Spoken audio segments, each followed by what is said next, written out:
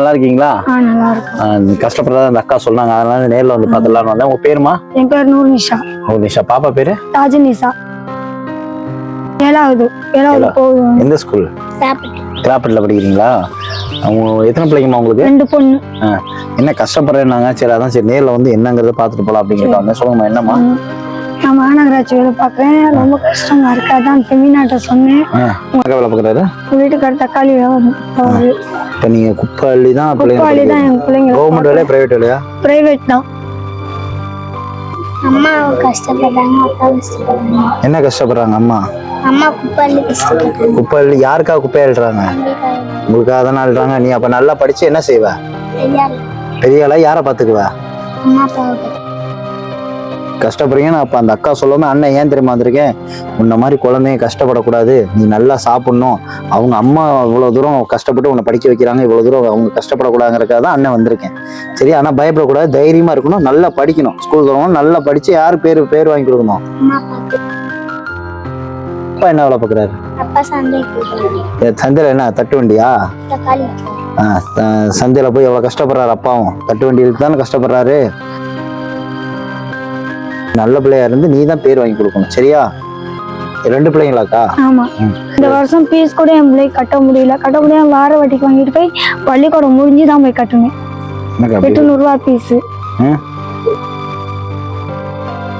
100 ரூபா ஃபீஸ் ஒரு வருஷமா கட்ட முடியல. அப்புறம் டீச்சர் பரீட்சை எழுத விடல.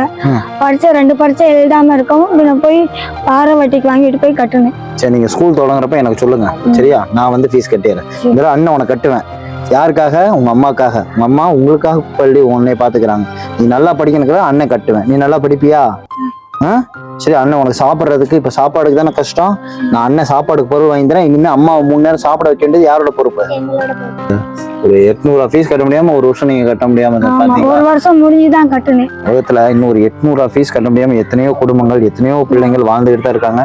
அவங்களும் பாவம் குப்பை அள்ளி இதை என்னென்னவோ செஞ்சும் அந்த 800 ரூபா ஃபீஸ் கட்ட முடியாம ஒரு வருஷம் கழிச்சு போய் கட்டியிருக்காங்க. ஆனா இந்த தடவை கவலைப்படாதீங்கக்கா. நீங்க என்னன்னு சொல்லுங்க, நான் என்னால முடிஞ்ச உதவி கண்டிப்பா நேர்ல வந்து அண்ணன் கட்டிடுறேன், சரியா? உனக்காக நான் இவ்வளவு நாள் கஷ்டப்படுறேன், நான் உன்னை நல்லா பாத்துக்கிறேன். பாத்துக்கல.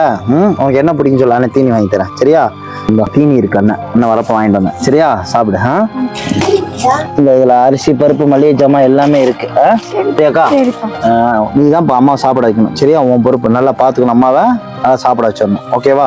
3 நேரம் சாப்பிடுங்கக்கா. நீங்க உடம்பு பார்த்து நீங்க நல்லா இருந்தாதான் உங்க பிள்ளைங்களை பார்க்க முடியும். குப்பை அள்ளுற சாதாரண விஷயம் கிடையாது. எவ்வளவு கஷ்டங்கிறது உங்களுக்கு தெரியும், எனக்கு தெரியும். நான் எங்க வீட்டு கீழே வந்து ஒருத்தர் வாங்குறப்ப அதை எவ்வளவு இது பண்ணுவாங்கிறது எனக்கு தெரியும், சரியா? அதனால நீங்க உடம்ப பார்த்து நல்லா இருந்தாதான் உங்க 2 பிள்ளைங்களை பார்க்க முடியும். நல்லா பாத்துக்கோங்க. இதுல பணம் இருக்கு, சரியாக்கா? இந்த பணம் உங்களுக்கு தான். நீங்க பிள்ளைங்களுக்கு என்ன தேவையோ, இப்போதைக்கு என்ன உங்களுக்கு அத்தியாவசிய தேவையோ எல்லாமே வாங்கி கொடுங்க. நீங்களும் யூஸ் பண்ணிக்கோங்க. நானே வந்து ஃபீஸ் கட்டிடுறேன், சரியா? நல்லா படிக்கணும், ஓகேவா? வச்சுக்கோ. பாய், டாட்டா. பாத்துக்க அம்மா, பாத்துக்க. போயிட்டு வரட்டுமாங்கம்மா?